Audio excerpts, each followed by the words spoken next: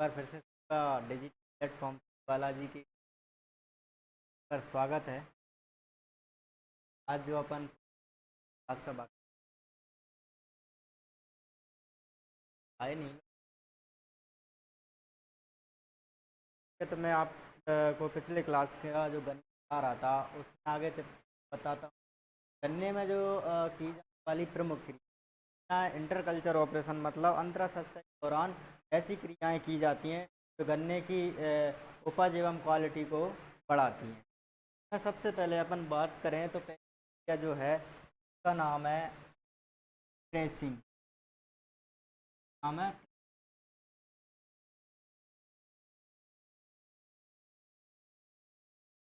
Tracing वह क्रिया है जिसमें गन्ने की पुरानी पत्तियों को इकट्ठा करके या सूखी हुई पत्तियों को इकट्ठा करके जला दिया जाता है। कौन सी पत्तियों को? गन्ने की सूखी हुई पत्तियों को हार्वेस्टिंग के बाद इकट्ठा करके जलाना क्या कहलाता है? ट्रेसिंग कहलाता है।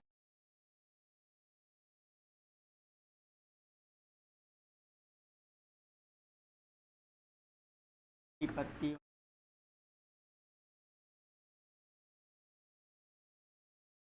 जलाना क्या कहलाता है? कहलाता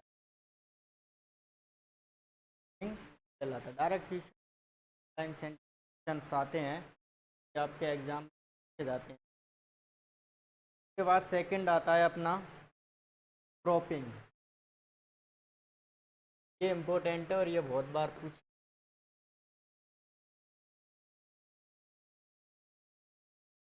देखो क्रॉपिंग क्या होता है? गन्ने के परिपक्वन के समय पुरानी गन्ने में परिपक्वन के समय पत्तियों की सहायता से गन्ने के तने को ढक दिया जाता है। तो तने को क्यों ढका जाता है? क्योंकि परिपक्वन के समय तापमान का गन्ने के गुणवत्ता पर या रस की गुणवत्ता पर बहुत प्रभाव पड़ता है। अगर अधिक तापमान हो जाने के कारण जो गन्ने का रस है, किस रस में क्या होता है? सुक्रोज। तो सुक्रोज अधिक तापमान के कारण ग्लूकोज में बदल जाता है, जिसके कारण उसकी क्वालिटी कमज़ोर हो जाती है। इसलिए क्या किया जाता है कि जो परिपक्वन का समय होता है उस समय जो पत्तियां होती हैं गन्ने की, पत्तियों से गन्ने को ढक देते हैं और ये क्रिया कहलाती है क्रॉपिंग। क्यों ढकते हैं? गन्ने की जो रस की क्वालिटी गुणवत्ता को बनाए रखा जा सके या सुक्रोज की मात्रा को बनाया जा सके। तापमान के कारण ये क्या हो जाता है? ग्लूकोज में बदल जाता है। इस प्रकार की समस्या से बचने के गन्ने में इस प्रकार की क्रिया की जाती है, क्रॉपिंग की जाती है। ठीक है, कौन सी की जाती है? क्रॉपिंग। कब की जाती है? परिपक्वन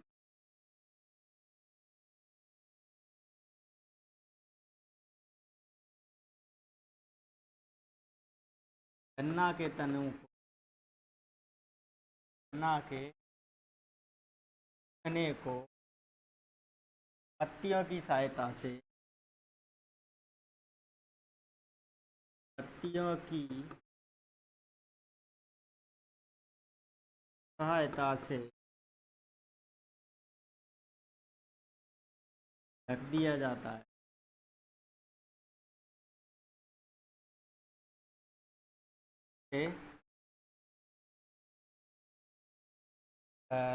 गन्ने से अधिक ताप के कारण तापमान का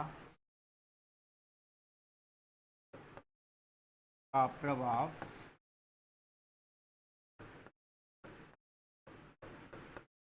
की गुणवत्ता पर नहीं पड़ सकते।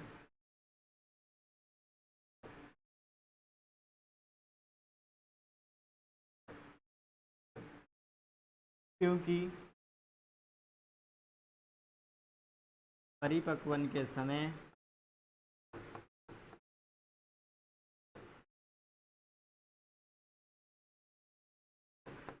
गन्ना में उपस्थित सुक्रोज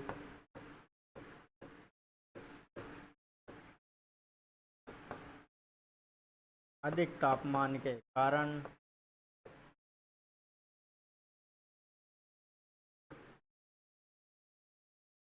अधिक तापमान के कारण अब अधिक तापमान कितना हो जाता है?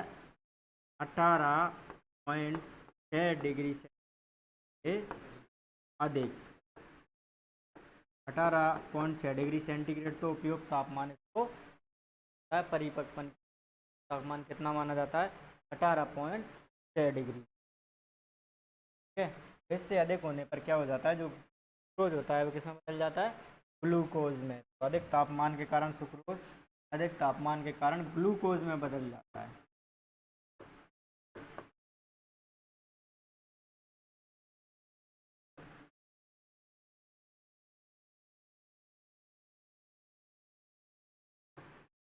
पुअर क्वालिटी की शर्करा बनाई जाती है। ठीक है, क्या बनाई जाती है? जो शर्करा बनाता है ना पुअर क्वालिटी की, गन्ने की मार्केट वैल्यू भी कम हो जाती है।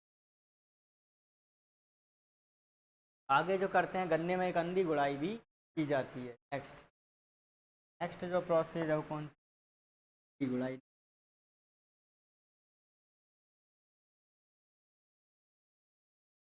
और किस में की जाती है? आलू में। अंधी गुड़ाई क्या करते हैं? हल्की बुवाई के बाद और अंकुरण से क्रॉस प्लॉगिंग मतलब विपरीत जुताई करते हैं। क्या होता है? जो खरपतवारों का अंकुरण होता है उनको कंट्रोल किया जा सकता है। जो पंक्ति उनमें गुड़ाई की जाती है विपरीत गुड़ाई, जिससे क्या होता है? अंकुरण या फसल के अंकुरण खरपतवारों का नियंत्रण किया जाता है। तो ये अंधी गुड़ाई कब करते हैं? हल की बुवाई के बाद। हल की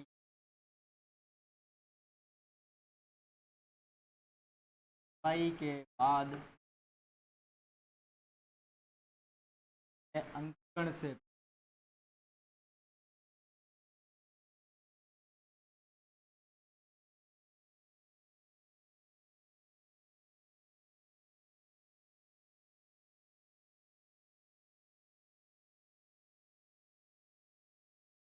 बुवाई की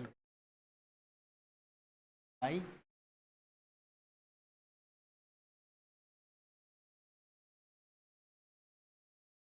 का उद्देश्य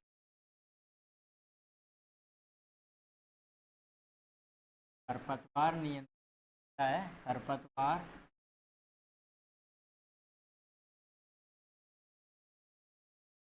नियंत्रण। ये तो 3 प्रोसेस हो गई। इनके अलावा एक प्रोसेस और है जिसको बोलते हैं डाइंग। नंबर 4 पर कौन सी है? डाइंग।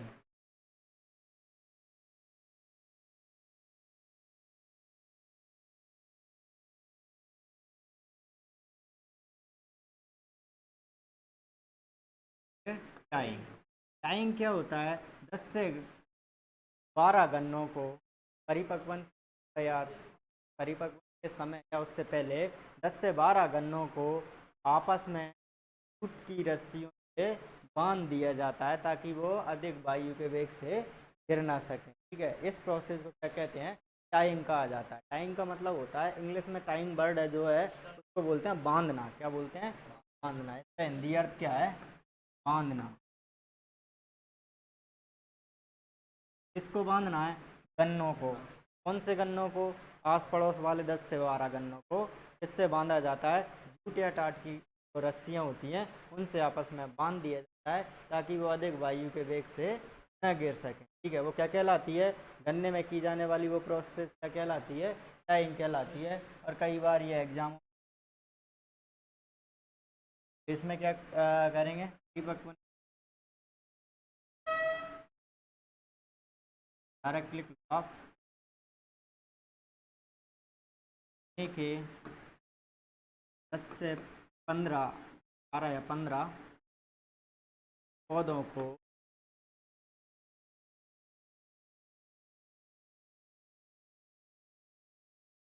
जूट की रस्सियों की सहायता से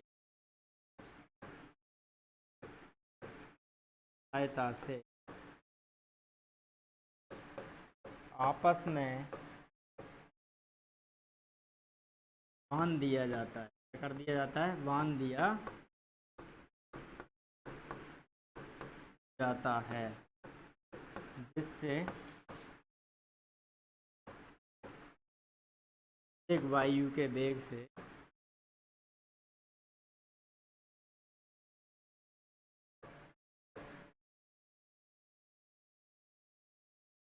एक से गन्ना को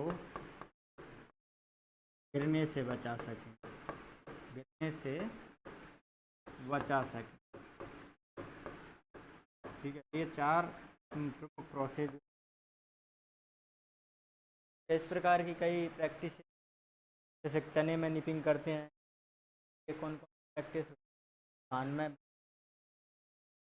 गई, ठीक है, पडलिंग हुई, इस प्रकार की प्रोसेस में डायरेक्ट आते हैं। तो आपको याद रख लेना है, नाम के साथ साथ में प्रोसेस क्या होती है, कब की जाती है और क्यों की जाती है और किस फसल में की जाती है, तो इस तरीके के आ जाते हैं। आगे अपन बात करते हैं। देखो, गन्ने के उत्पाद भी बनाए जाते हैं। क्या बनाए जाते हैं? गन्ना के कुछ उप उत्पाद।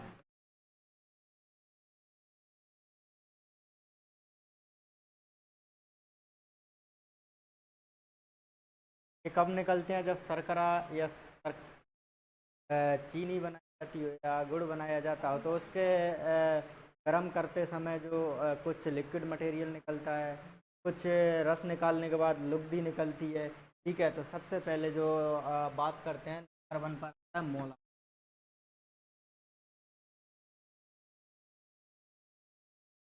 निर्माण के समय वाला लिक्विड पदार्थ या मोलासस का क्या कार्य किया जाता है? एक तो एल्कोहल बनाने की, इसके लिए एल्कोहल बनाने का उपयोग किया जाता है, और क्षारीय मृदाओं के नियंत्रण हेतु भी का उपयोग किया जाता है। तो मोलासस जो गन्ने का उप उत्पाद है, शर्करा निर्माण के समय के रस से निकलता है, तो उसका उपयोग किस में किया जाता है?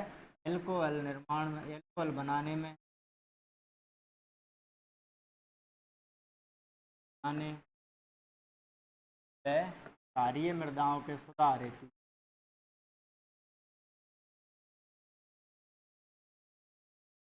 के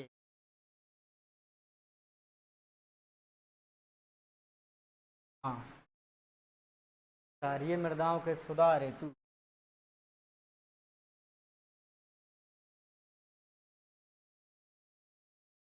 उपयोग करते।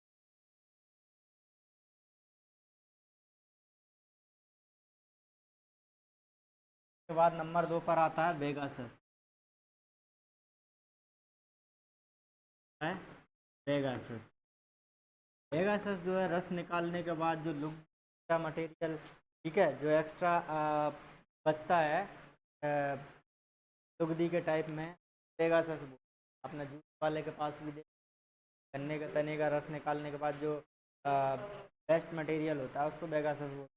किस कार्य में आता है? वही ईंधन के रूप में जलाने के काम में आता है। दूसरा, उसमें कच्ची लुगदी या कागज़ बनाने का काम, या कच्ची लुगदी या कागज़ बनाने या जो गत्ते बनाए जाते हैं उसके काम में किया जाता है। पेगासस को क्या होता है? रस निकालने के बाद जो तने का अवशिष्ट पदार्थ बचता है, कहा जाता है पेगासस, के काम में लिया जाता है। ये इसका उपयोग पशुओं को भी खिला सकते हैं, जब भाई पशुओं के अलावा और कुछ काम में भी आ रहा है, ठीक है, जिससे आय मिल, वो कर सकते हैं। पशुओं को चारा भी खिला सकते हैं। तो ये जो इकट्ठा करते हैं ना, रस भंडार या रस बेचने वाले, वो इसे इकट्ठा करते हैं ताकि इनको कागज़ बना सकें, ठीक है, या फिर वो कम मात्रा में हो तो। इसका उपयोग किस लिए? का उपयोग ईंधन के रूप में,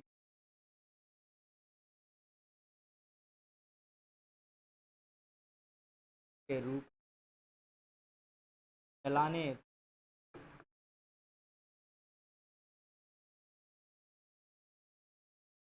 में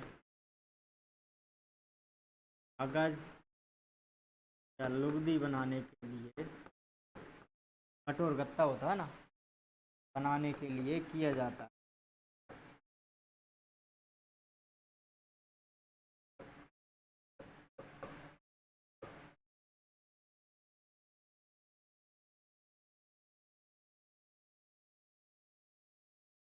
उसके बाद आता है प्रेस मड।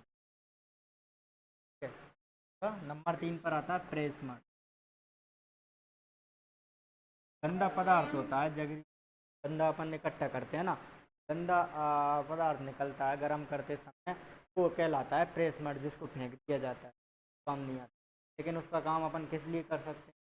तो हम कैसा होता है, क्षारीय प्रकृति का होता है, इसलिए उसको अम्लीय मृदाओं का हेतु उपयोग किया जाता है। तो प्रेस मड को, जो गंदगी निकलती है वो होता है प्रेस। ठीक है, तो इसका उपयोग किस लिए किया जाता है? इसका उपयोग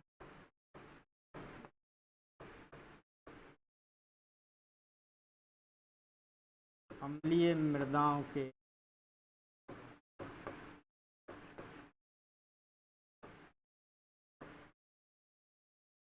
सुधार हेतु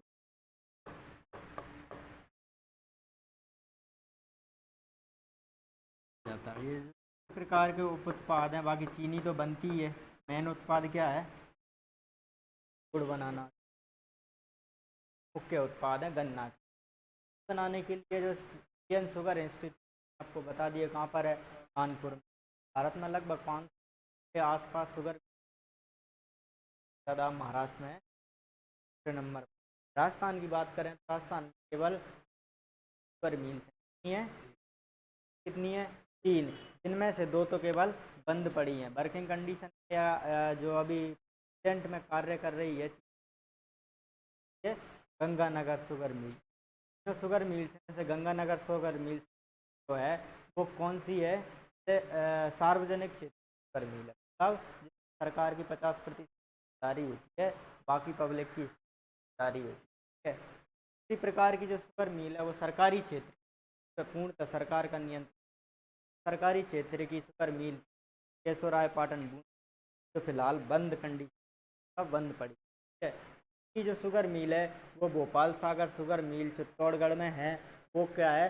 निजी क्षेत्र की शुगर मिल है, जो वो भी बंद कंडीशन पड़ी हुई है। ठीक है, जो आपने देखे होंगे पौए होते हैं दारू के, में लिखा होता है ना, दी गंगानगर शुगर मिल। देसी पौए वहीं से बन के आते हैं। और किससे बनते हैं?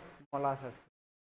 ठीक है, वहीं से बन के आते हैं, बनती है। उसके साथ साथ में वो अभी सैनिटाइज़र भी भेजे। ठीक है, पिछले लॉकडाउन में बहुत सारे सैनिटाइज़र गवर्नमेंट के आए थे। नगर शुगर मिल लिख देता हूँ। राजस्थान में कितनी? 3, तो 2 तो बंद पड़ी हैं। राजस्थान गर्मी,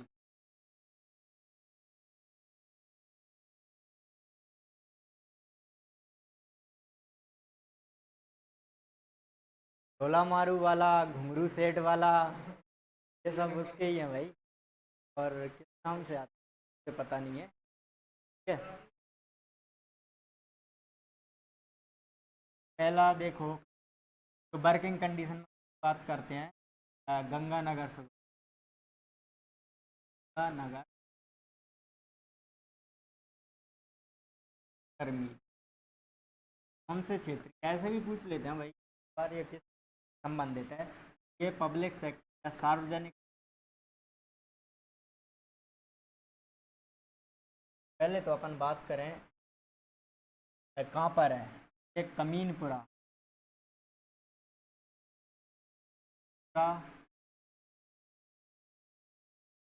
करणपुर तहसील, एक श्री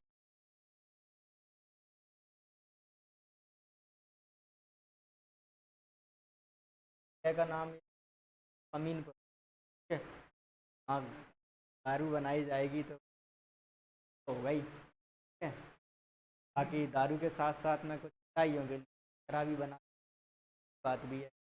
ये करणपुर हुआ नगर का क्षेत्र, इसके लिए प्रसिद्ध है गंगानगर शुगर मिल है। और वर्तमान यही शुगर कार्यरत मान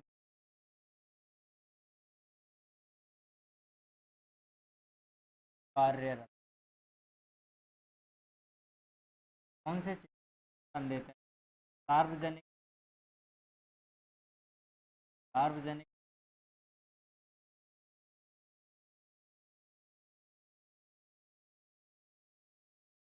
आते नहीं।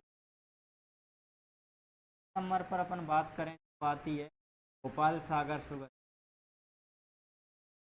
बाल सागर गर्मी।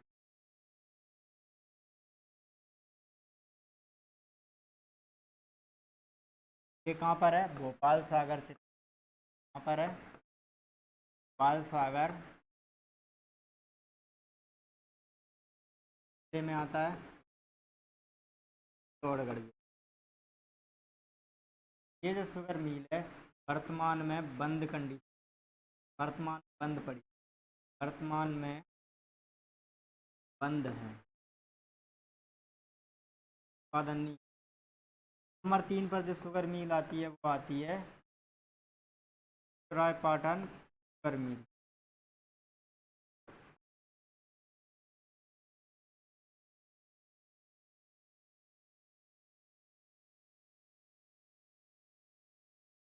ये कहाँ पर है? केशवरायपाटन बूंदी।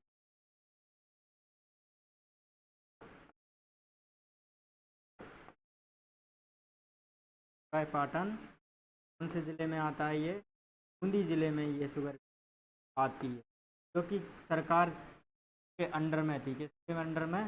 सरकारी क्षेत्र, जो कि ये भी बंद कंडीशन में। और ये जो कौन से क्षेत्र है? ये निजी क्षेत्र, निजी क्षेत्र है, ये सरकारी क्षेत्र, सरकारी क्षेत्र।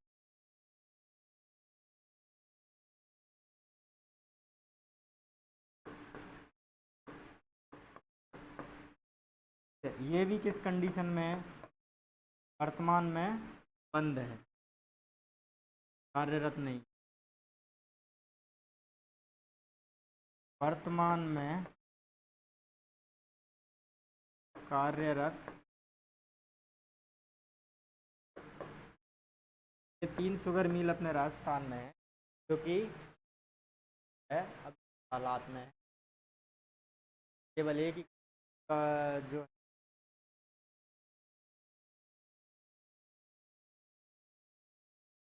आगे अपन बात करते गन्ना के प्रमुख लोगों को तो और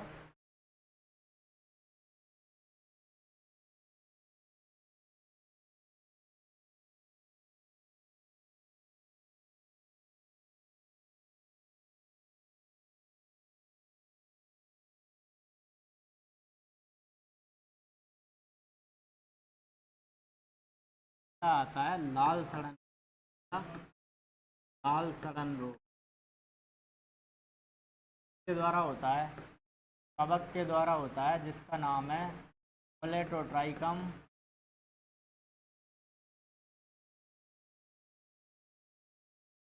कवक का नाम कई बार एग्जामों में पूछा गया है, कॉलकेटम नाम है।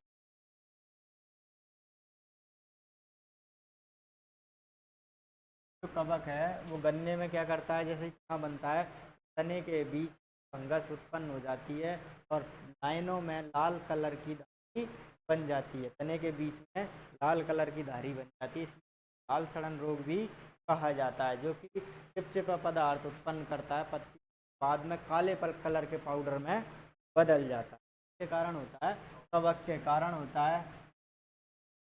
के नियंत्रण के लिए मैंने आपको बताया था क्या किया जाता है। पहले तो देखो, गर्म जल, जब हम सेट्स को या जो बीज होते हैं तो क्या करते हैं? गर्म जल उपचार किया जाता है 54 डिग्री तापमान पर 10 से 15 मिनट के लिए। कब किया जाता है? बुवाई से। ठीक है, तो इसके नियंत्रण के लिए हम क्या करेंगे? गर्म जल उपचार। क्या करेंगे? गर्म जल उपचार।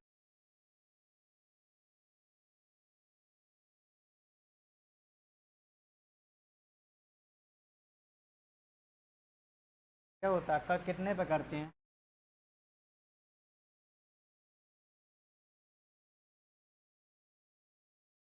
के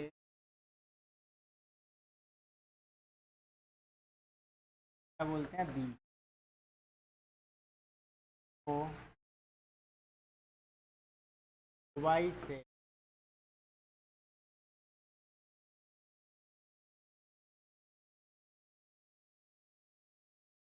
अपन तापमान पर 10 से 15 मिनट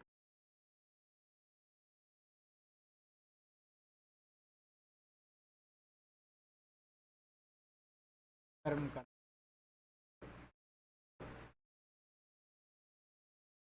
क्या हो जाता है, गर्म जल उपचार होता है। इसके अलावा बीज उपचार किया जाता है एगलॉल, एरेटोन या बाविस्टीन 2% मात्रा के द्वारा। ठीक है, तो बुवाई से पूर्व क्या करते हैं, बीज उपचार इसके द्वारा एगलॉल, एरेटोन या बाविस्टीन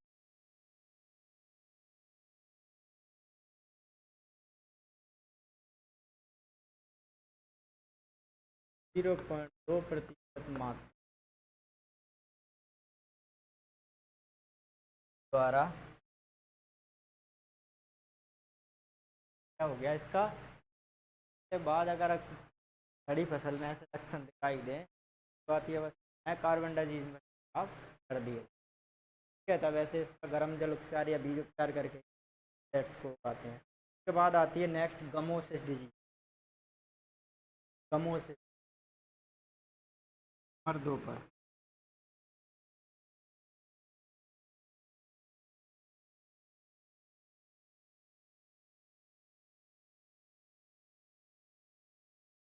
गमोसिस, ये भी किससे होता है,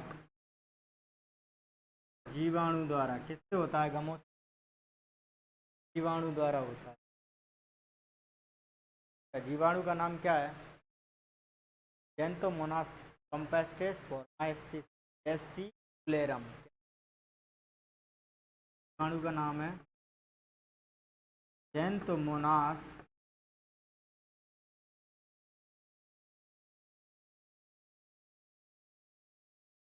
पेस्ट्रेस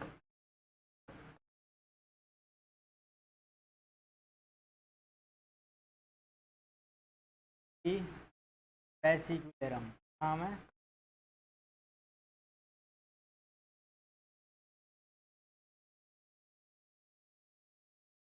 ये कवक से, कवक के द्वारा एक रोग और होता है रेटुनेंट स्टंटिंग। ये पहले वायरस जनित रोग माना जाता था, लेकिन अब रिसर्चों के बाद का एक्चुअल जो एजेंट है, कारक है, वो क्या है, जीवाणु ही है रेटुनिस्टिंग।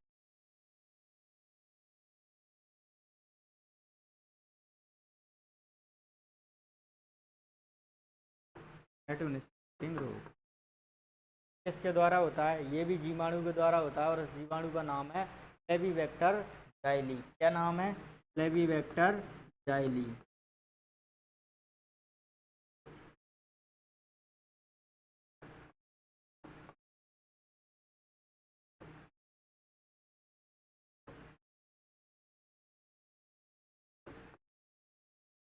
जीवाणु के कारण है, और इन दोनों का नियंत्रण, क्योंकि ये दोनों किससे होते हैं, जीवाणु जनित रोग से होते हैं, तो इनके नियंत्रण के लिए स्ट्रेप्टोसाइक्लिन की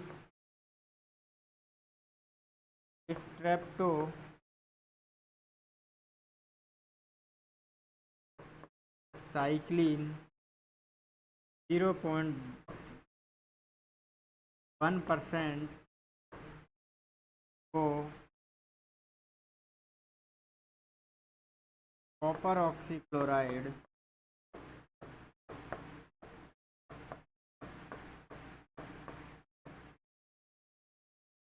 0.3% में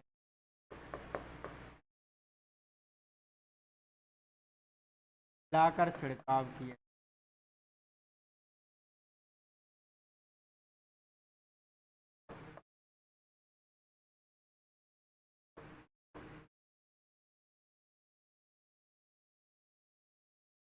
ये हो गया आपके। तो इसके बाद आता है इसका एक कीमट रोग, जिसको कंड रोग बोलते हैं। क्या नाम है, कंड रोग। कंड रोग क्या है, काला चूर्ण बन जाता है तने पर। नेक्स्ट नंबर 4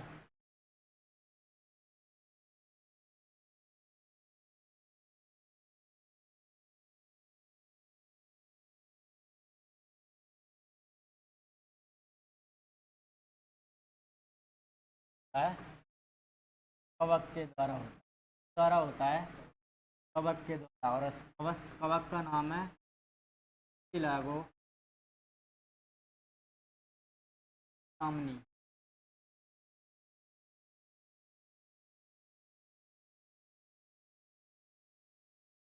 क्या नाम है? लागो सीतामणी। अब कंड रोग के नियंत्रण के लिए आपको मैं कई बार बता चुका हूँ, कंड रोग लगता है तो उसके नियंत्रण हेतु सबसे, क्योंकि ये रोग जो है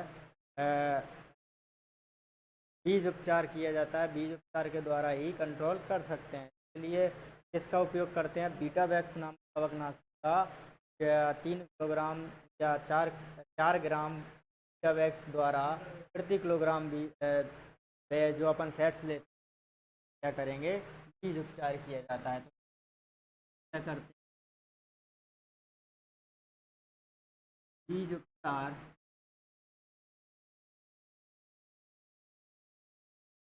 देखो बीटा वैक्स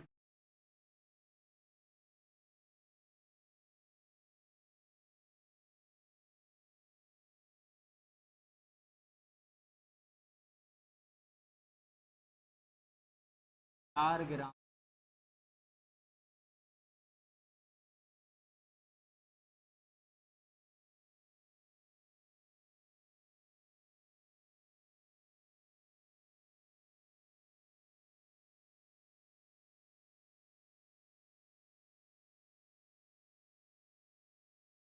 क्या करते हैं, बीज उपचार करते हैं। इसके अलावा एक और लगते हैं ग्रेसी सूट या एल्बिनो रोग। नंबर 5 पर कौन सा है? ग्रेसी सूट या एल्बिनो रोग।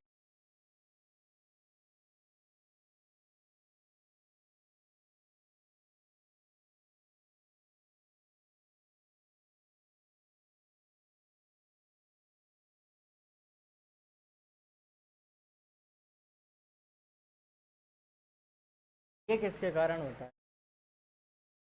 ये गन्ना में जो है माइकोप्लाज्मा के कारण होता है। कारण होता है माइकोप्लाज्मा द्वारा है क्या?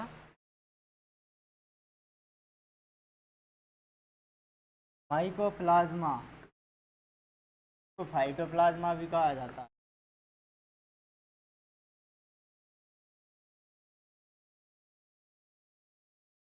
के प्रभावी नियंत्रण के लिए क्या उपयोग ले? स्ट्रेप्टोमाइसिन एट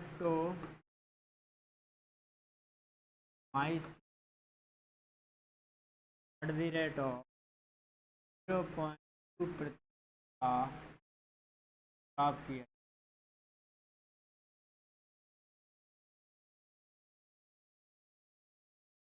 हो गए तो रोग जो की उपज को प्रभावित करते हैं, फल को नुकसान पहुँच। अब अपन बात करते हैं, इनके बाद अपन करते हैं गन्ने के कीटों की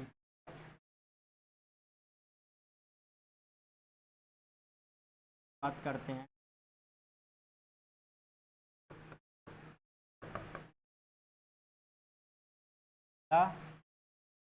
गन्ने का पायरिल्ला, गन्ने का पायरिल्ला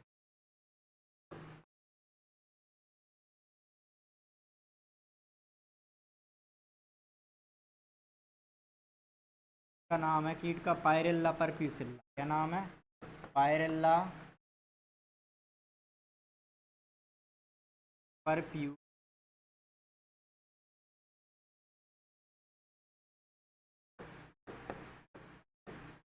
तो कीट है, गन्ने में बहुत अधिक नुकसान पहुंचाता है।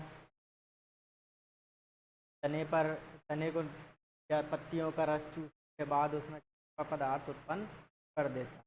इसके नियंत्रण के लिए एक इसका प्राकृतिक कीट है जो उपयोग किया जाता है, जिसका नाम है एप्रिकेनिया मेलेनोलू। क्या नाम है? एप्रिकेनिया मेलेनोलू का नामक प्राकृतिक कीट का नियंत्रित अपन प्राकृतिक रूप से कर सकते हैं। ये गन्ने का क्या है? प्रमुख रोग है। ठीक है, ये क्या करता है? बहुत ज़्यादा पावरफुल भी है, गन्ने को बहुत नुकसान पहुंचाएगा। उसके बाद क्या करेगा? जैसे ही गन्ने की हार्वेस्टिंग होती है तो जो पत्तियां बच जाती हैं खेत में, पत्तियों में की जो अवस्था होती है वो क्या है? डोरमेंसी कंडीशन चली जाती है। सुप्त अवस्था में चली। ये गन्ने के खेत में हमेशा ट्रेसिंग की जाती है। मैंने ट्रेसिंग इसलिए लिखाया था, गन्ने की पत्तियों को इकट्ठा करके जला देना चाहिए ताकि इस कीट का खात्मा। ठीक है। तो इसका जो जैविक नियंत्रण है वो क्या है? प्राकृतिक शत्रु द्वारा किया।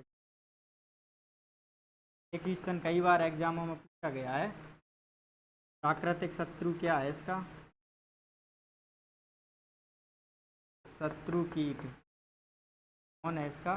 प्राकृतिक शत्रु एपिडेनिया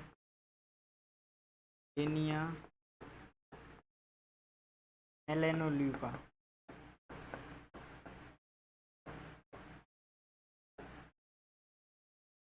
अंडे को खाकर नष्ट कर। उसके बाद गन्ने का सेकंड आता है तना छेदक।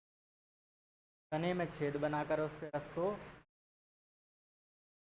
या उसकी क्वालिटी खराब कर देता है, और जहाँ पर छेद करता है वहाँ पर मृत्यु तक प्रकार के लक्षण उत्पन्न करता है, जिनको डेड आर्ट कहा जाता है। कहते हैं डेड आर्ट जैसे लक्षण उत्पन्न करता है। तो दूसरा कीट कौन सा है इसका?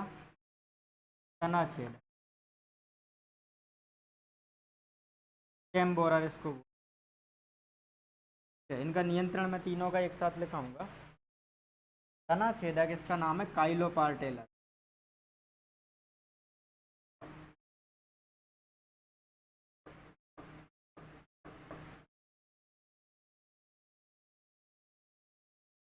काइलोपार्टेलस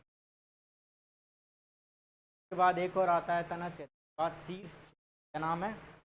शीर्ष छेदक या प्रेरो छेदक। नेक्स्ट नंबर 3 पर लिखता हूँ मैं।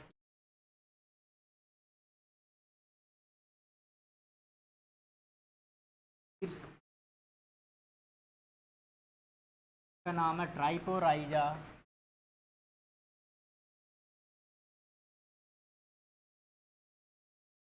सर्टूलस।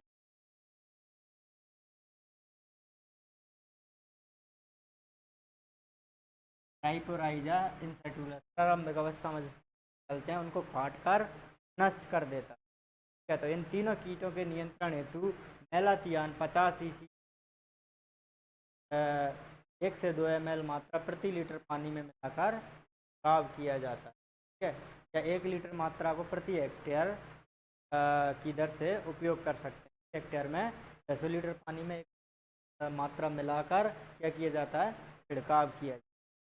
इन तीनों कीटों के नियंत्रण के लिए मेलाथियान अच्छा प्रभावी है। क्या आप कर सकते हो? कार्बोफ्यूरान फॉरएट का भी उपयोग कर सकते हो। 15 से 20 ग्राम मात्रा का बुरकाव किया जाता है। ठीक है।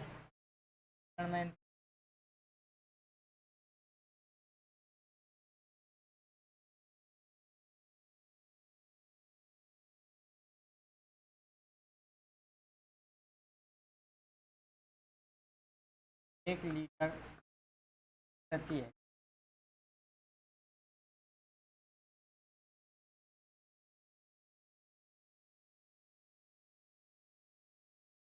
दूसरा कार्बोफ्यूरान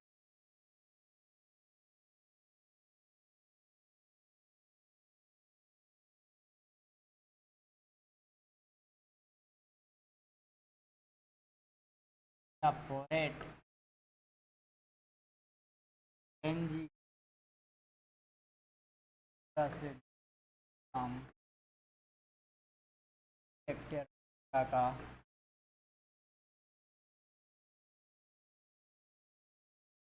भाव किए।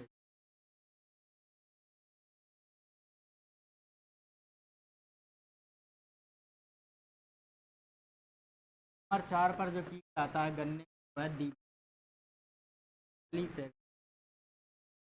है। पॉलीफेगस नाम है ब्रेंटोटर्मिस।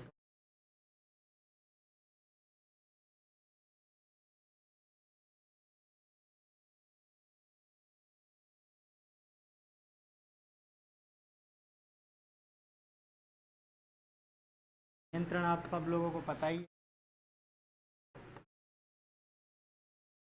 प्रोफायरी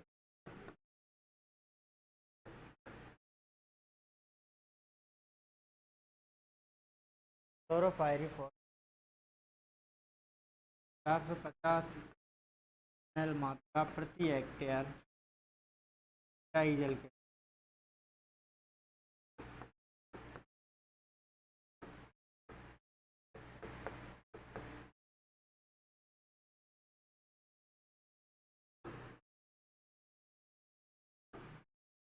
प्रमुख। अब अपन बात करते हैं इसके परिपक्वन। गन्ने का परिपक्वन कैसे पता लगेगा गन्ना पककर तैयार हो गया। सामान्य विधि तो ये है गन्ने के परिपक्वन के लिए। परिपक्व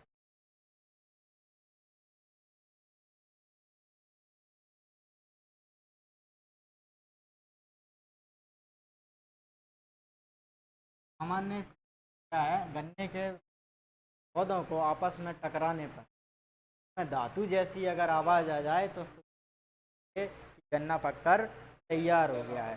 या फिर हमें गन्ने की अवधि पूर्ण पर उसमें या थोड़ा जल्दी पकाना है तो कुछ रसायनों का भी छिड़काव किया जाता है, ठीक है। जैसे बोलसारो नामक केमिकल।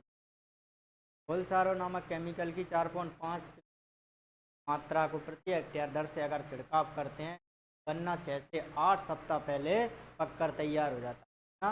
6 से 8 सप्ताह पहले पककर तैयार हो जाता है। या अन्य केमिकल हैं, इथ्रेल है, साइकोसेल है, पोलारिस है, ठीक है। तो इस प्रकार के केमिकल की 5 किलोग्राम मात्रा का छिड़काव करते गन्ना जल्दी पककर तैयार हो जाता है। इसके अलावा फैलेन टेस्ट किया जाता है। कौन सा टेस्ट?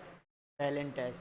फैलेन टेस्ट में क्या रिकॉर्ड करते हैं, इसमें ग्लूकोज की मात्रा को टेस्ट किया जाता है। अगर गन्ने के तने में मात्रा 0.5% कम आ जाती है तो समझ लेना चाहिए गन्ना पककर तैयार हो गया। इसके अलावा तीसरा मेथड ये है हैंड रिफ्रैक्टोमीटर या सैक्रोमीटर द्वारा जांच करना। तो हैंड रिफ्रैक्टो या सैक्रोमीटर में अगर ब्रिक्स रीडिंग 16 से 18 के बीच आती है तो लेना चाहिए गन्ना पककर तैयार हो गया। ब्रिक्स रीडिंग किससे करते हैं?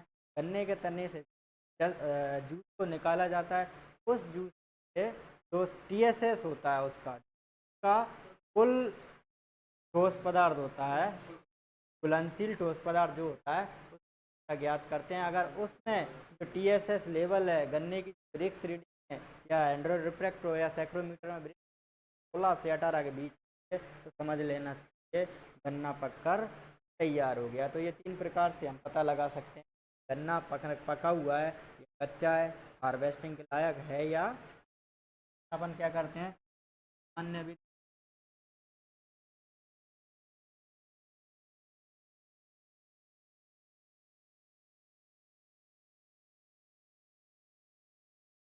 के पौधों को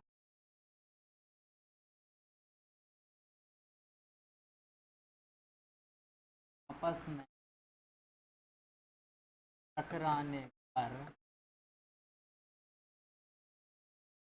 मेटालिक साउंड धातु आवाज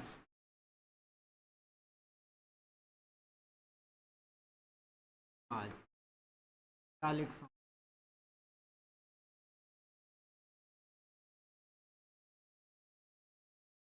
आए। हाँ,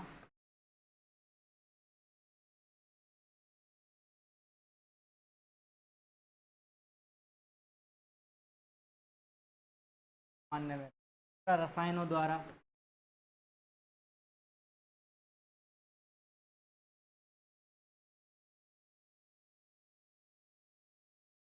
सारो का 4.5 किलोग्राम प्रति हेक्टेयर छिड़काव करने पर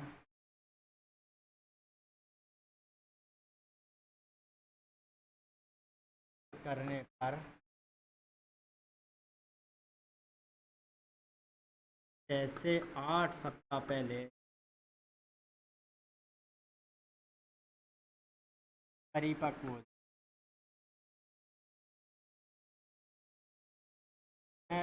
पहले परिपक्व हो जाता है। 6 से 8 सप्ताह पहले परिपक्व हो जाता है। अन्य रसायनों की अगर अपन बात करें, अन्य रसायन रसायन रसायन बात करें तो पोलारिस आता है,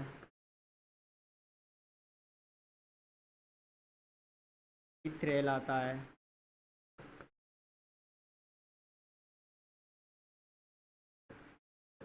लाइकोसेन आता है, लाइकोसेन,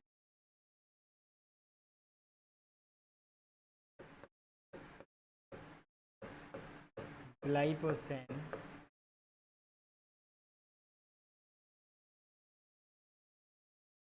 5 किलोग्राम सक्रिय तत्व का प्रतिस्थाप करता है।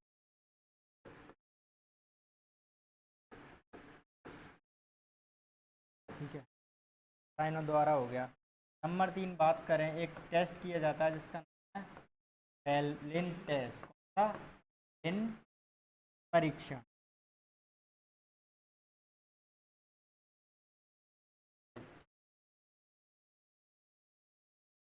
में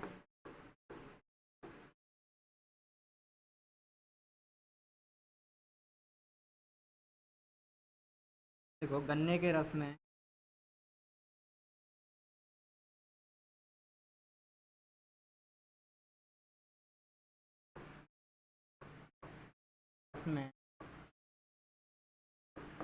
ग्लूकोज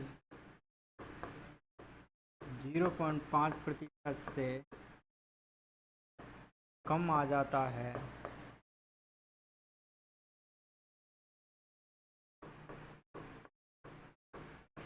तो गन्ना परिपक्व माना जाता है। परिपक्व माना जाता है। इन सब को तो अपन उपयोग कर सकते हैं। इसके अलावा हैंड रिफ्रैक्टोमीटर आता है या सेक्टोमीटर आता है, की रिकॉर्डिंग की जाती है। उसकी जो वैल्यू होती है 16 से 18 ब्रेक्स वैल्यू को रिकॉर्ड किया जाता है। वो किस में से की जाती है? गन्ने के रस में से जो कुल ठोस पदार्थ की मात्रा होती है वो जांच करते हैं। ठीक है, लिखिए नंबर 4 पर।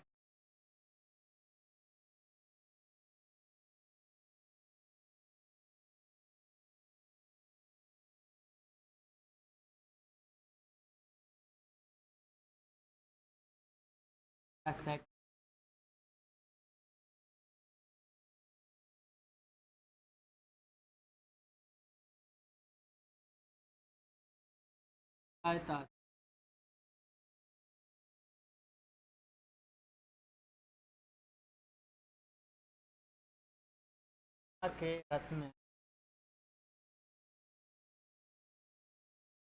के रस में कुल घुलन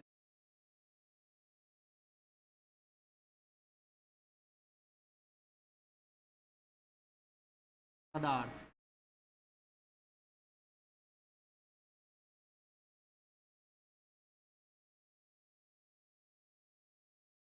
का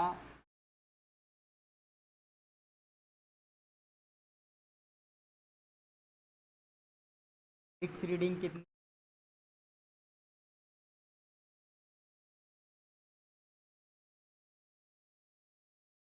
10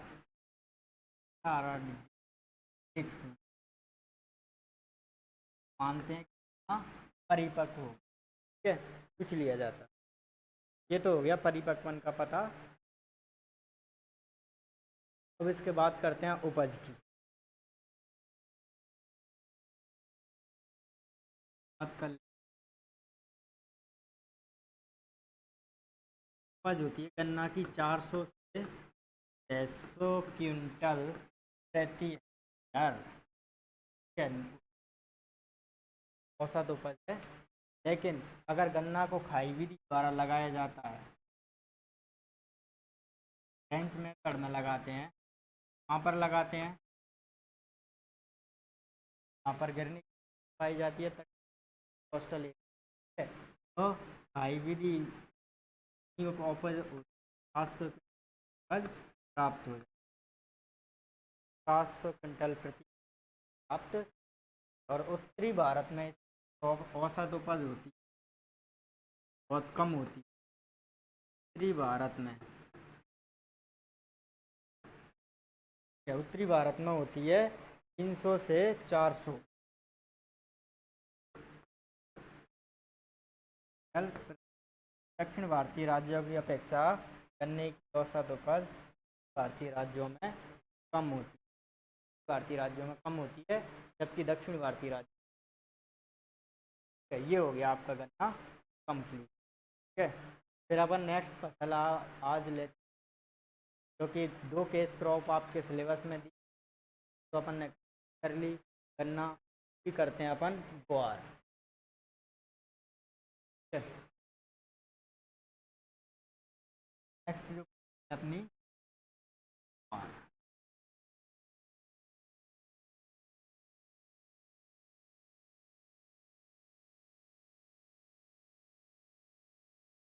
वानस्पतिक नाम है इसका,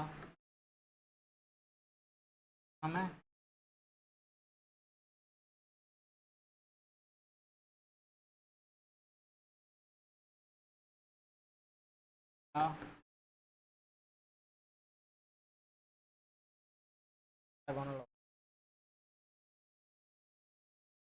फैमिली का है, लेग्यूम के फेबेसी का है। उत्पत्ति स्थान इसका भारत माना जाता है।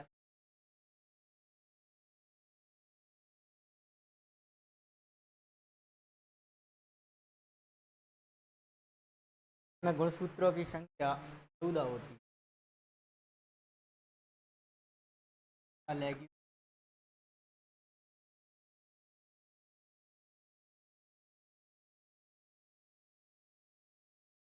उत्पत्ति भारत है इसका,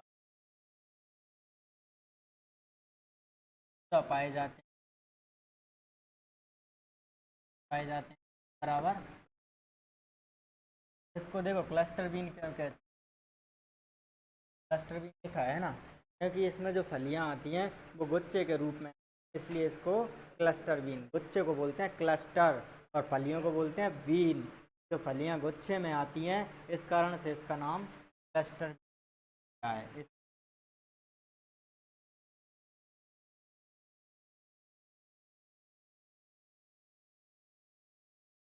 गुच्छे में आने के कारण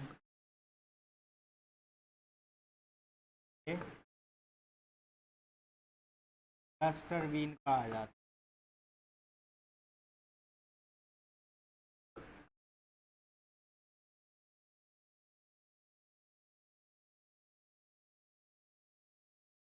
फल और उत्पादन की अगर अपन बात करें, विश्व में सर्वाधिक इसका क्षेत्रफल और उत्पादन भारत में होता है। सूखा सहनशील फसल है, सूखाग्रस्त क्षेत्र उपलब्धता पर आसानी से उगाई जाती है और सूखाग्रस्त क्षेत्र भारत में राजस्थान में होता है। इसको राजस्थान में सर्वाधिक क्षेत्रफल व उत्पादन होता है। और राजस्थान में बात करें तो बीकानेर का सर्वाधिक या प्रथम स्थान होता है।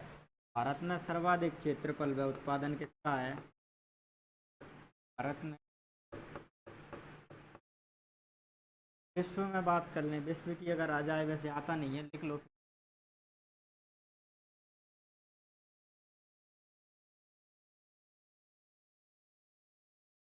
सर्वाधिक क्षेत्रफल उत्पादन का है भारत में। ठीक है, भारत में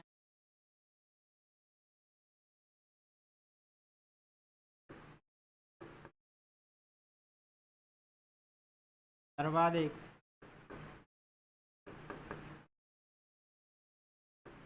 क्षेत्रफल व उत्पादन किसका है? राजस्थान का।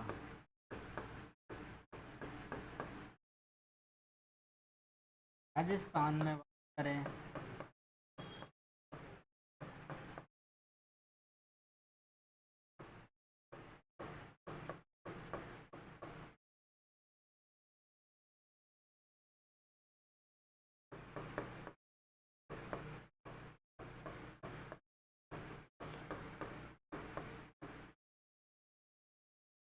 वहाँ का किसका है? बीकानेर का। ऐसा क्वेश्चन एक बार मेरे से बैंक का जो IBPS का एग्ज़ाम होता है, इंटरव्यू में एक्सपर्टों ने पूछा, राजस्थान में जो ग्वार होती है वो सर्वाधिक कहाँ पर होती है, कौन कौन सी तो में होती है ग्वार। ऐसे भी आप ये मत समझो कि हम आज पढ़ेंगे कल काम, तो आगे कई सारी चीज़ कभी भी काम आ सकती। तो क्यों उत्पादन राजस्थान में किया जाता है? ये सर्वाधिक सुपरसेन फसल है। ज्वार को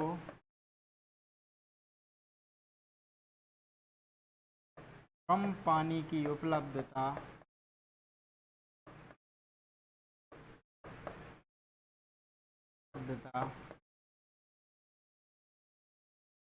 है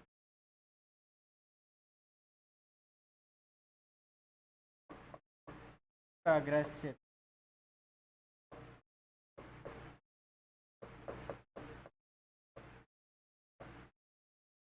आसानी से उगाया जा सकता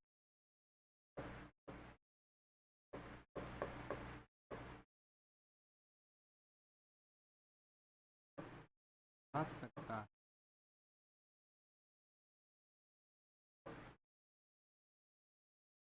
ये इसमें ग्वार का जो है वहाँ पर उत्पादन किया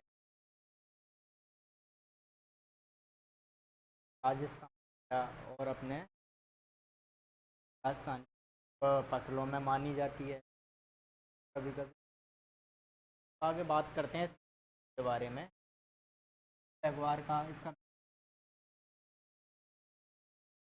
ज़्यादा है। ग्वार की जो खेती आपको मैं बता दूं कि जाती है। ग्वार ग्वार को दाने के रूप में उपयोग करने के लिए, ग्वार को हरे चारे के रूप में उपयोग करने के लिए, ग्वार को हरी खाद के रूप में करने के लिए, एवं ग्वार को सब्जियों को हरी फलियों का सब्जियों के रूप में ग्वार का गम बनाया जाता है, निकाला जाता है। तो ग्वार गम में किस फसल का उपयोग किया जाता है या गम के लिए फसल का उपयोग किया जाता है? ग्वार का उपयोग किया जाता है, जिसमें लगभग 25% गम प्राप्त होता है। ग्वार का उपयोग किस में बात करते हैं? ग्वार का उपयोग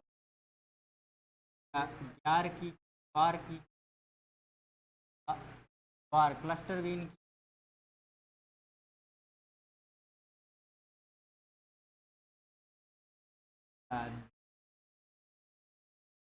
दाना उत्पादन के लिए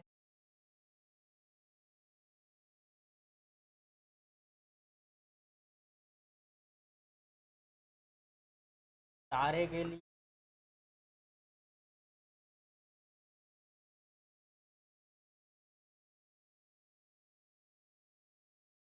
खाद ये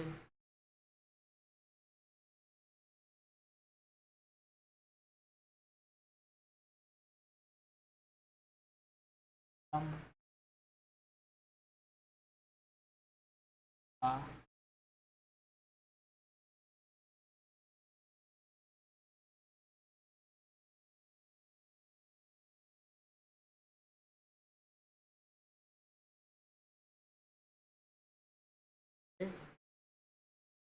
उपयोग करते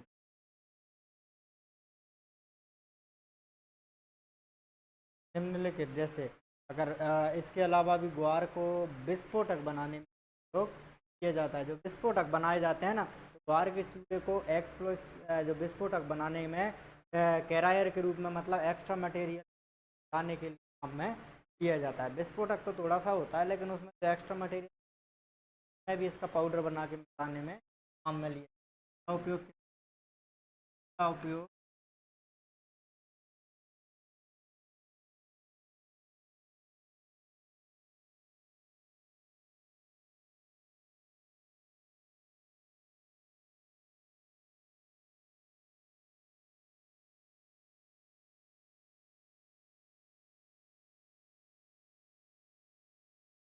और किस में करते हैं?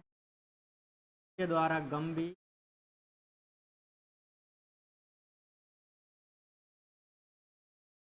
हम क्या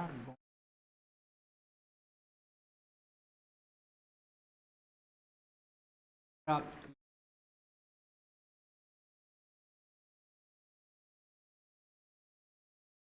और में तो गोंद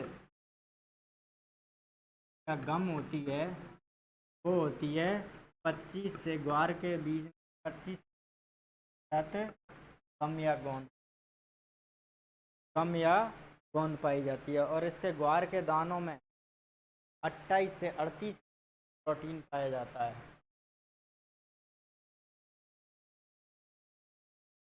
दानों में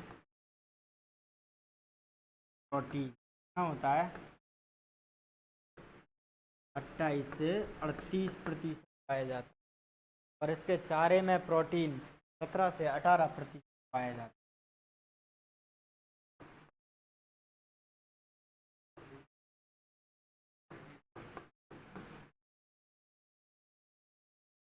से 18% पाया जाता है। ठीक है, इसमें फाइबर की मात्रा भी पाई जाती है, तो फाइबर ही बहुत अधिक मात्रा में आप सब्जी के रूप में करते हैं तो फाइबर भी प्राप्त होता है, रेशा भी प्राप्त होता है। तो रेशा होता है वो 37-38% तक फाइबर भी पाया जाता है।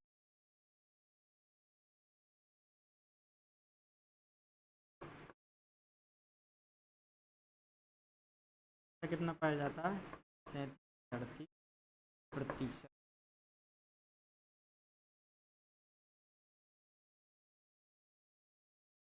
ये तो हो गया,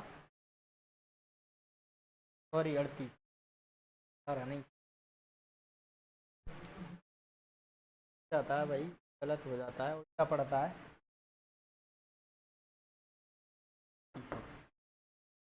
ये तो इसका महत्व हो गया, पोषक वैल्यू हो गई। आगे बात करते हैं इसकी जलवायु की। ग्वार ग्वार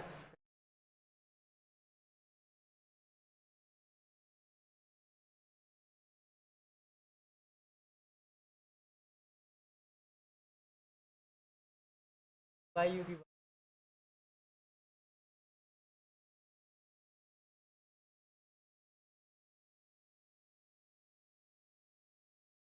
खरीफ ऋतु की शुष्क जलवायु की फसल है जिसको गर्म व जलवायु की आवश्यकता होती है। ठीक है, जिसके लिए औसत तापमान 32 माना जाता है। कैसा माना जाता है? 26 से 32 डिग्री औसत तापमान की आवश्यकता होती है। खरीफ का पौधा है जो क्या है, का पौधा किस प्रकार का होता है? शॉर्ट डे होता है, लॉन्ग डे होता है? शॉर्ट डे प्लांट होता है। ठीक है, तो खरीफ का शॉर्ट डे प्लांट है। ये इसकी फसल के लिए है ज्वार।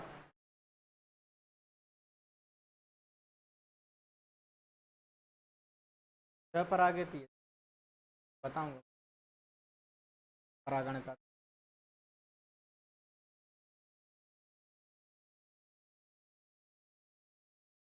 एक मिनट, जलवायु कैसी चाहिए?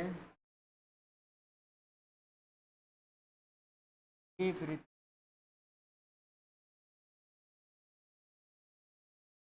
फसल है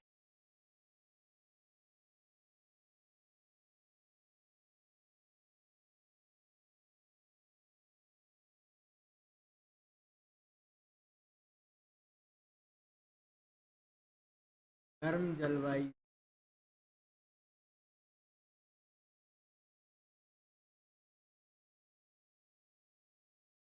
आवश्यक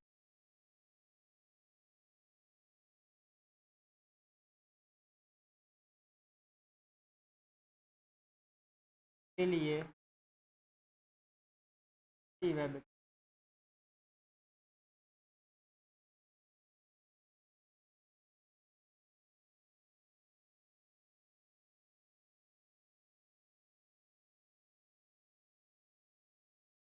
इससे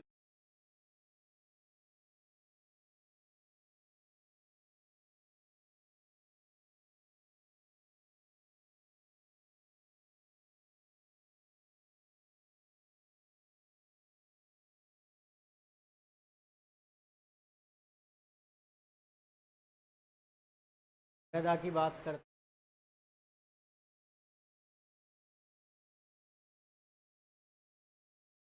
हैं, किस प्रकार की चाहिए?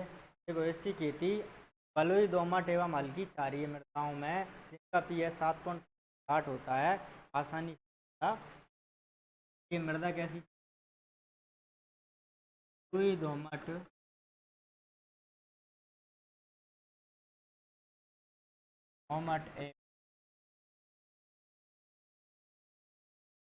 ये मृदा है।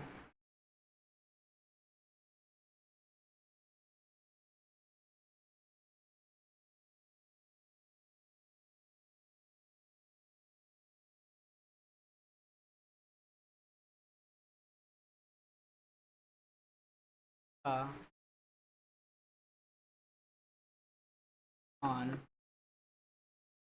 7.5 से 8 होता है युक्त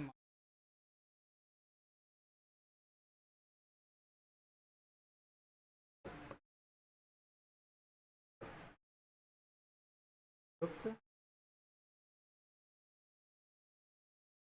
बाद अपन बात करते हैं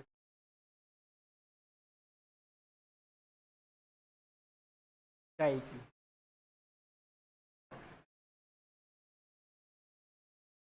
खरीफ ऋतु की फसल है, वर्षा पर निर्भर करती है, लेकिन इसके उत्पादन की अगर बात करें, अगर दाने के लिए उत्पादन किया जाता है सिंचाइयों की आवश्यकता होती है पन के समय और दूसरा फली बनते। ठीक है, जलमांग भी बहुत कम, 300 से 400 जलमांग होती है। जलमांग कितनी? 300 से 400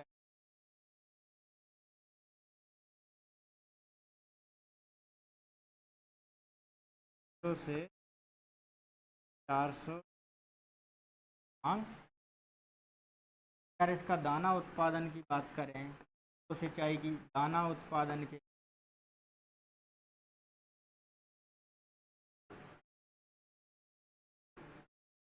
तो सिंचाई की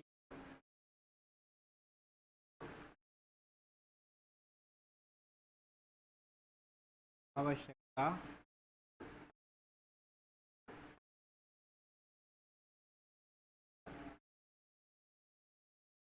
हम कब करते हैं? सिंचाई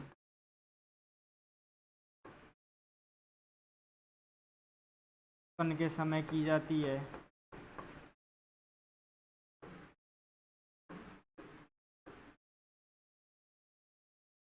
सिंचाई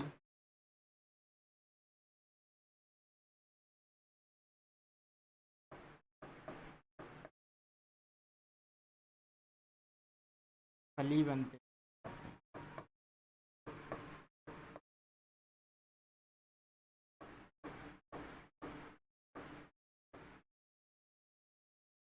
अगर इसको सब्जियों के रूप में हरी हरी फलियों के रूप में उपयोग करना है, सिंचाई करते हैं तो लगभग फली उड़ने के बाद भी करते हैं, या फिर 10 से 15 दिनों सिंचाई कर हल्की सिंचाई करने की आवश्यकता के लिए जो सिंचाई करते हैं।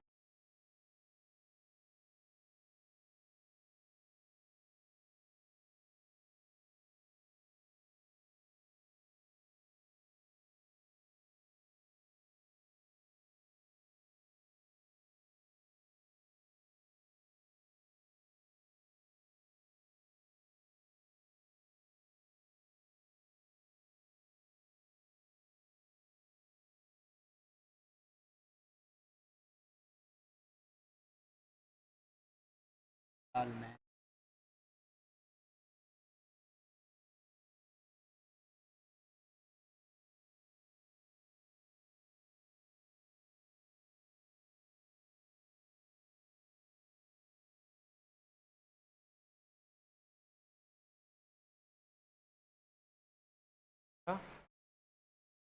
बात करते हैं उर्वरक की मात्रा।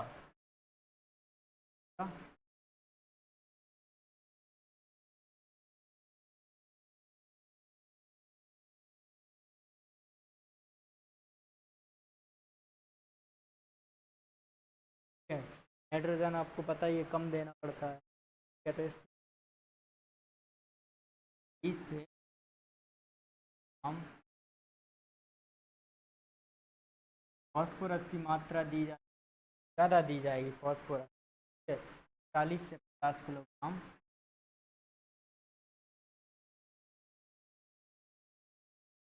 पोटेशियम की मात्रा दी जाती है 20 किलोग्राम प्रकार के उर्वरक बुवाई के समय दिए जाते हैं।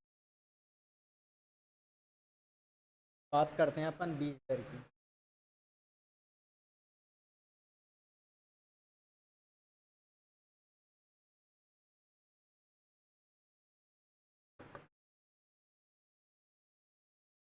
बीज दर, इसकी जो बीज है दाना उत्पादन के लिए उपयोग किए 15 से 20 उपयोग की उत्पादन है।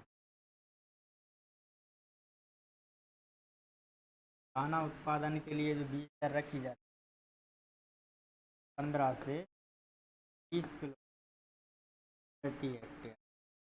और हरी खाद व चारा उत्पादन ही तो अपन कम भी कर, चारा उत्पादन के लिए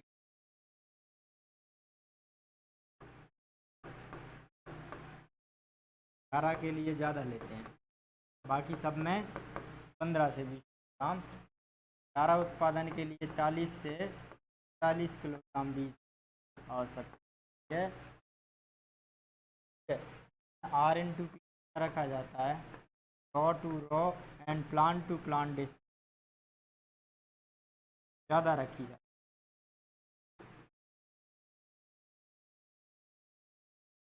8x12 से 15 सेंटीमीटर प्लांटिंग लगाया जाता है, क्योंकि पौधा बड़ा होता है, फैलता ज़्यादा है। लकड़ियों का स्टेकों का ईंधन करते हैं। तो गहराई में 4 से 6 मीटर गहराई में 4 से 6 सेंटीमीटर गहराई रखें। बुवाई का उपयोग कब है? खरीफ की प्रमुख फसल है। बुवाई का समय जून जुलाई माना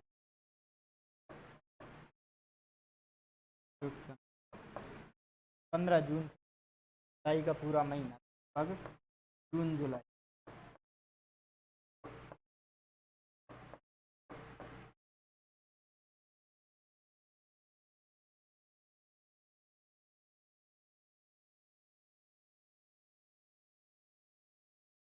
बात करते हैं खरपतवार नियंत्रण आगे।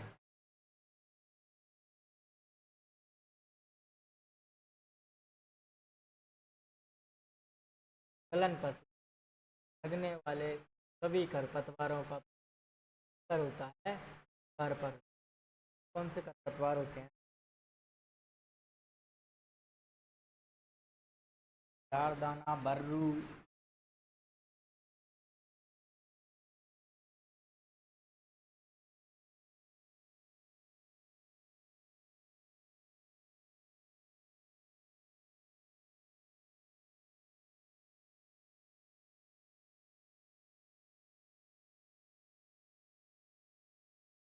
आदि जो लगभग खरीफ ऋतु के खरपतवार हैं उनका प्रकोप होता है। इनके नियंत्रण के लिए क्या करते हैं? दलहन फसल है, दलहन और क्या करते हैं और इन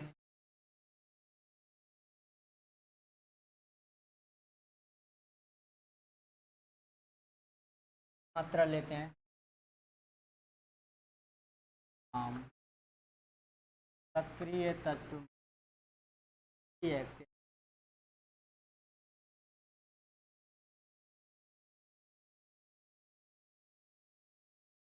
पाइप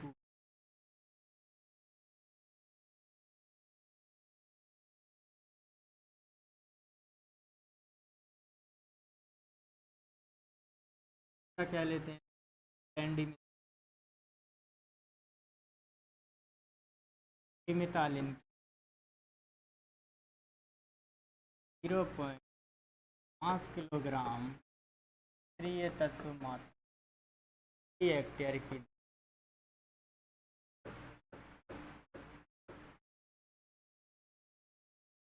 के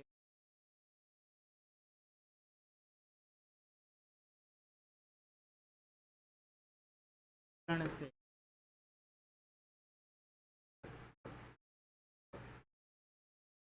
उपयोग करते हैं।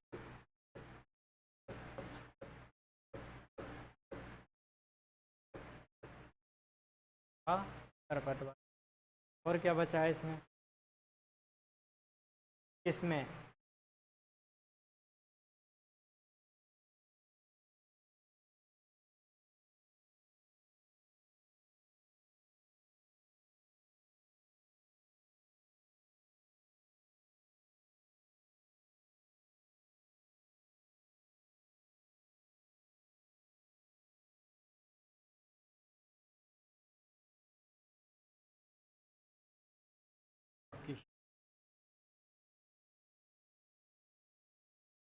तो दाने वाली किस्में सबसे पहले,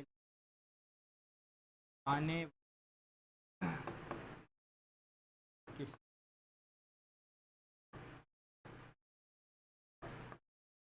स्थान के लिए कौन सी है? मरुआ। कौन सी है? मरुग्वार। सोना और सुबीदा। आगे लिखिए। सोना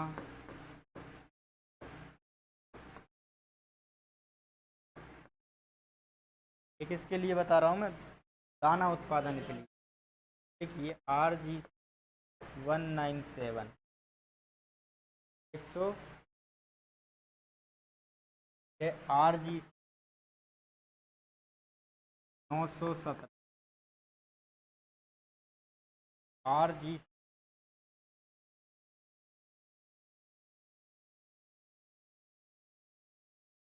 हाँ RG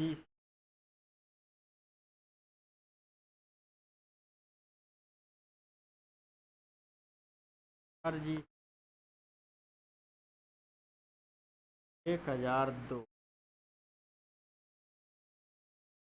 RG 1000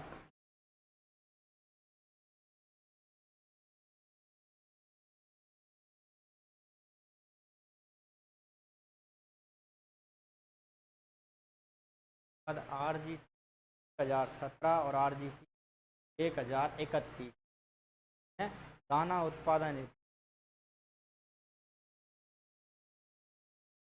RG का RG 1031 को ग्वार क्रांति के नाम से, ग्वार क्रांति के नाम से जाता है।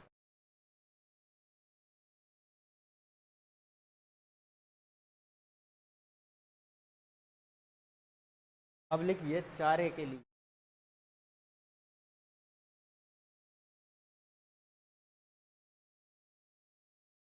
चारे वाली की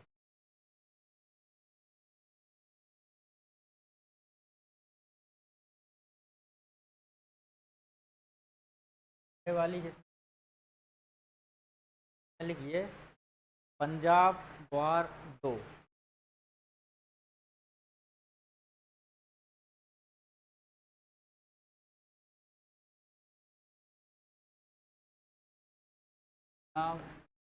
R S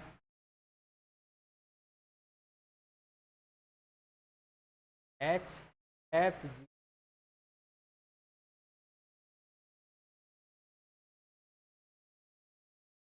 डबल 7 और IGFRI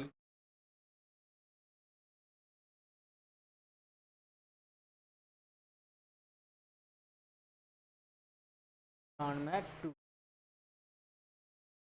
तो IGFRI 23 बाण में 2 है, 2 जो है चारा व दाना दोनों के लिए उपयुक्त।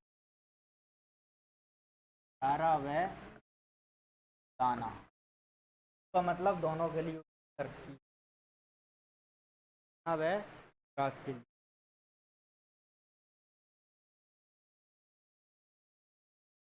आती हैं अपनी नंबर 3 पर सब्जियों वाली।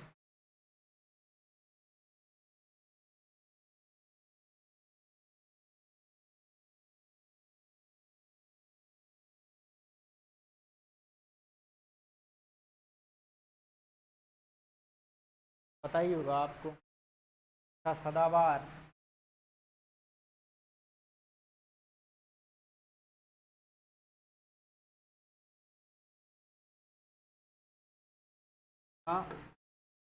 अब बहार।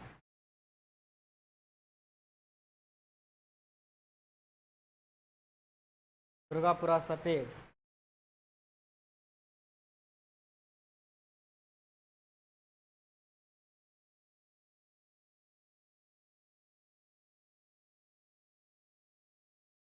सब्जियों का मतलब ये है कि इनकी फलियों का सब्जियों के रूप में उपयोग किया जाता है।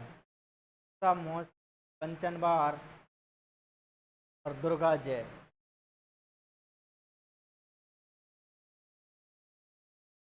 मोच,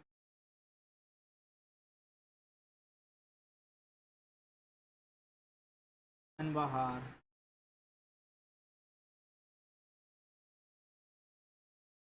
कंचन बहार को M83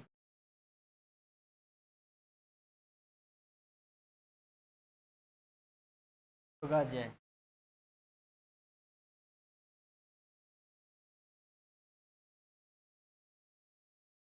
सब्जियों के लिए उपयोग की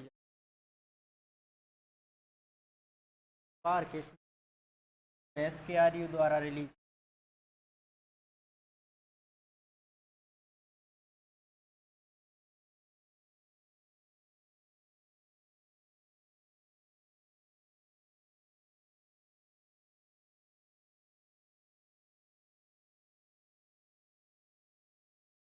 केशवानंद राजस्थान एग्रीकल्चर यूनिवर्सिटी।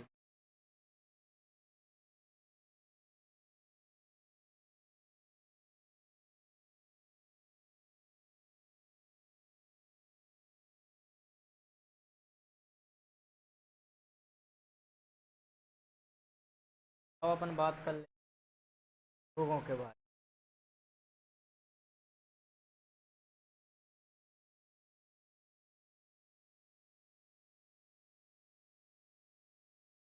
प्रमुख रूप से दो रोग लगते हैं। ज्वार की फसल, दलहन फसलों में लगने वाले रोग और भी हैं वगैरह, जो मैं लिखा चुका हूँ। वो रोग भी इसमें प्रभाव डालते हैं। इसके अलावा जो रोग लगता है जीवाणु अंगों का, कौन सा है?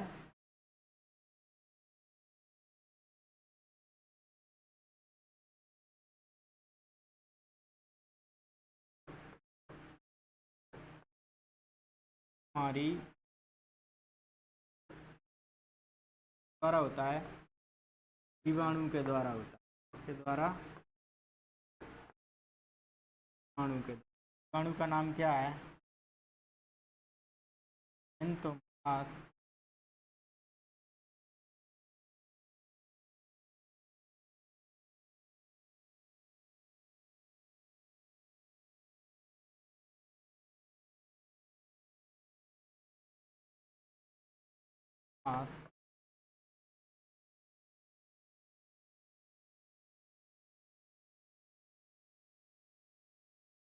पेस्ट्री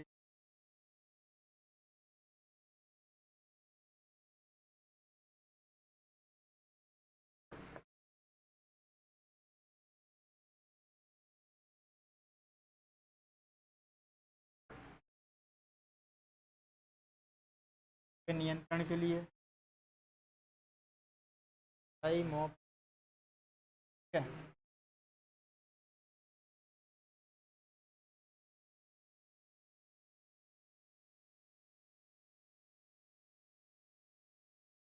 स्ट्रेप्टोसाइक्लिन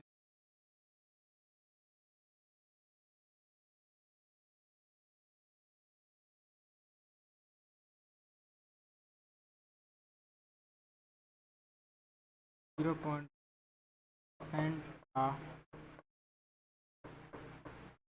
कॉपर ऑक्सी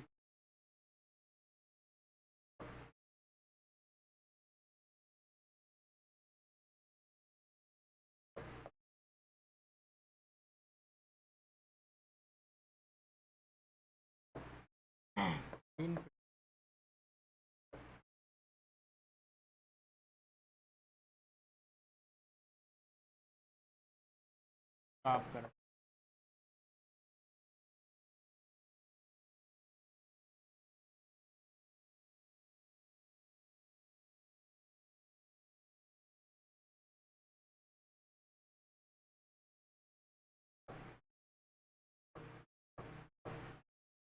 इसके अलावा सेकंड जो रोग वो लगता है छाछिया रोग या पाउडरी मिल्ट्यू।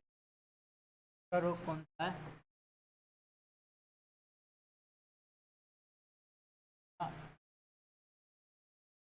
पाउडरी मिल्ट्यू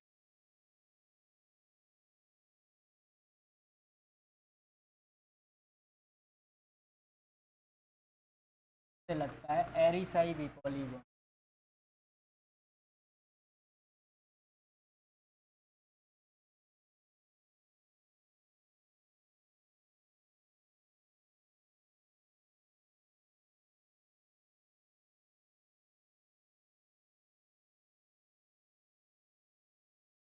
कवक द्वारा क्या है, कवक का नाम क्या है? एरिसाई पॉलीगोन का नियंत्रण द्वारा किया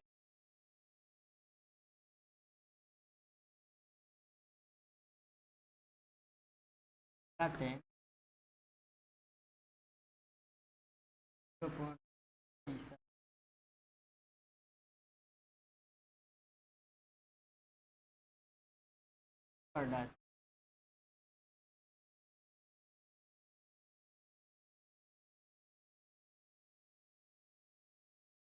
काम भाव कर रोग हो गए इसके। कीट की बात कर लें अपन,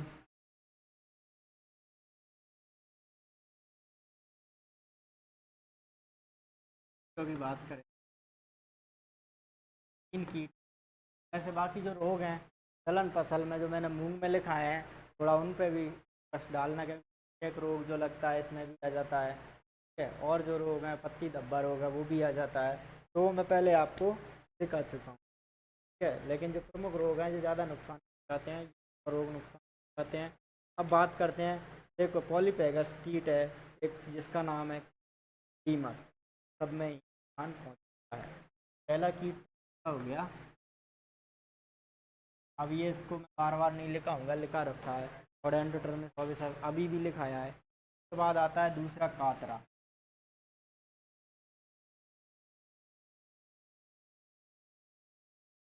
टेक्टामोरी।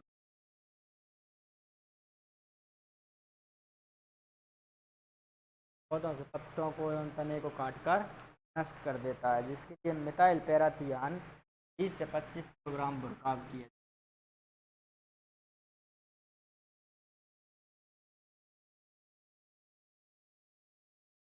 मिथाइल पैराथियान प्रतिशत डस्ट का 20 से 25 किलोग्राम प्रति हेक्टेयर छिड़काव करते हैं। फिर इसके बाद लगता है माऊ,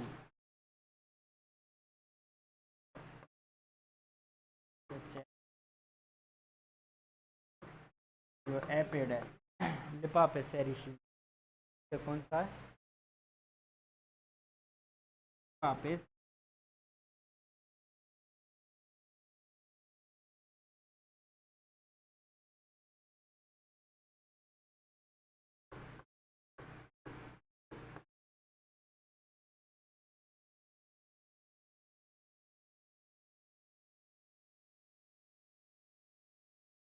माऊ चेपा के लिए सर्वा का नाम मेटासिस्टोक आप ले सकते,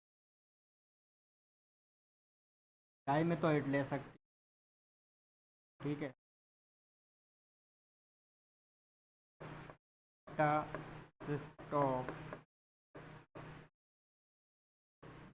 डाइमेथोइट।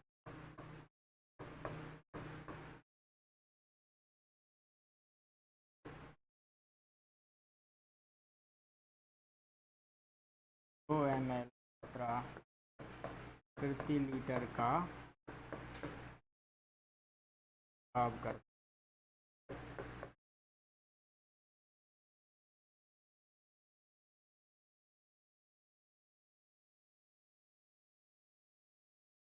अब अपन बात करते हैं उपज के बाद।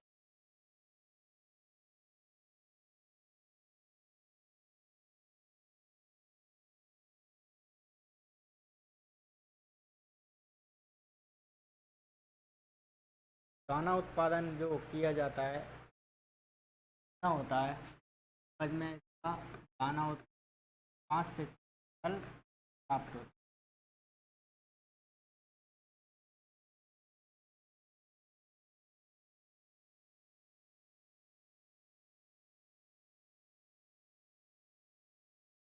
हरा चारा 250 से 300 क्विंटल रहती है।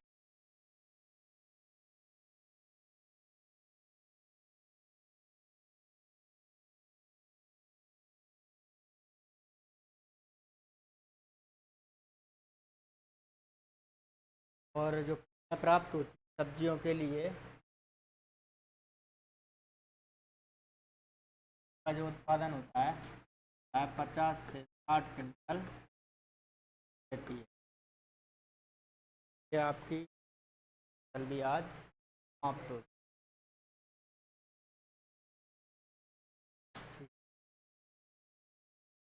आज के लिए बस अब एक फसल और बची है, उसका नाम है कपास।